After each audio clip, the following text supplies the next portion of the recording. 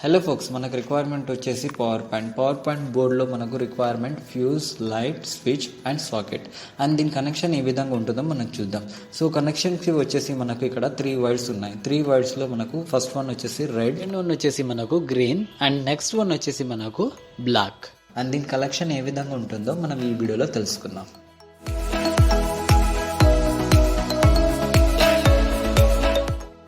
Folks, మీరు ఇక్కడ చూడొచ్చు, యాజ్ పర్ ది రిక్వైర్మెంట్ ప్రకారంగానే మనం ఇక్కడ indicator, fuse, switch, power socket అనేది తీసుకున్నాం. ముందుగా మనం ఇండికేటర్ గురించి మాట్లాడదాం. ఇండికేటర్ అనేది మనకు ఎందుకు యూజ్ అవుతుందంటే, యూజువల్గా మనకు పవర్ వచ్చినప్పుడు కానీ పోయినప్పుడు కానీ ఇండికేట్ చేయడానికి, లేదా బోర్డులో ఏదైనా ప్రాబ్లం వచ్చినప్పుడు, లేదా షార్ట్ సర్క్యూట్ జరిగినప్పుడు మనకు తెలియడానికి, ఆర్ఎల్స్ బోర్డులో ఏదైనా సమస్య వచ్చినప్పుడు మనకు ఇండికేటర్ అనేది బ్లింక్ అవ్వడం జరుగుతుంది.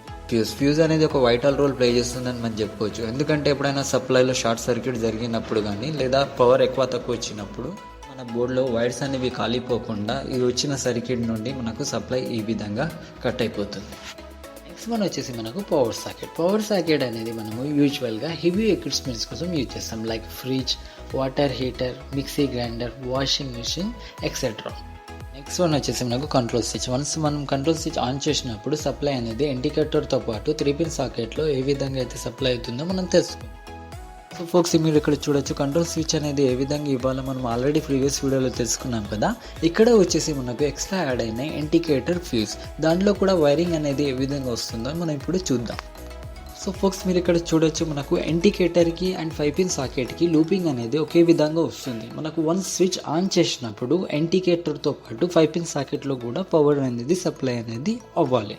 వన్స్ మనం కంట్రోల్ స్విచ్ ఆన్ చేసినప్పుడు సప్లై అనేది ఇండికేటర్తో పాటు 3-పిన్ సాకెట్లో ఈ విధంగా రెండిట్లోకి సప్లై అవుతుంది. అండ్ న్యూట్రల్ వైర్ వచ్చేసి మనకు సాకెట్ నుండి ఇండికేటర్కి లూపింగ్ అనేది ఈ విధంగా వెళ్తుంది. అండ్ నెక్స్ట్ వచ్చేసి మనకు ఫేజ్ వైర్ అనేది మనకు ఫ్యూజ్ నుండి స్విచ్కి ఈ విధంగా లూపింగ్ అనేది అవుతుంది.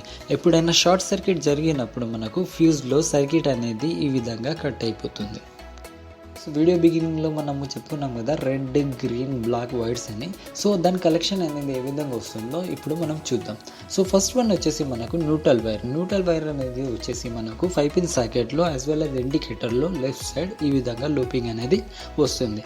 అండ్ నెక్స్ట్ వన్ వచ్చేసి మనకు ఫేజ్ వైర్ అనేది మనకు ఫ్యూజ్లో ఈ విధంగా లూపింగ్ అనేది వస్తుంది. అండ్ నెక్స్ట్ వన్ వచ్చేసి మనకు ఎర్తింగ్ వైర్ అనేది మనకు 3-పిన్ సాకెట్లో పై భాగంలో ఈ విధంగా లూపింగ్ అనేది అవుతుంది. సో మై డియర్ ఫోక్స్, ఈ వీడియోలో మనం తెలుసుకున్నాం కదా 5-పిన్ సాకెట్లో లూపింగ్ అనేది ఏ విధంగా వస్తుందో.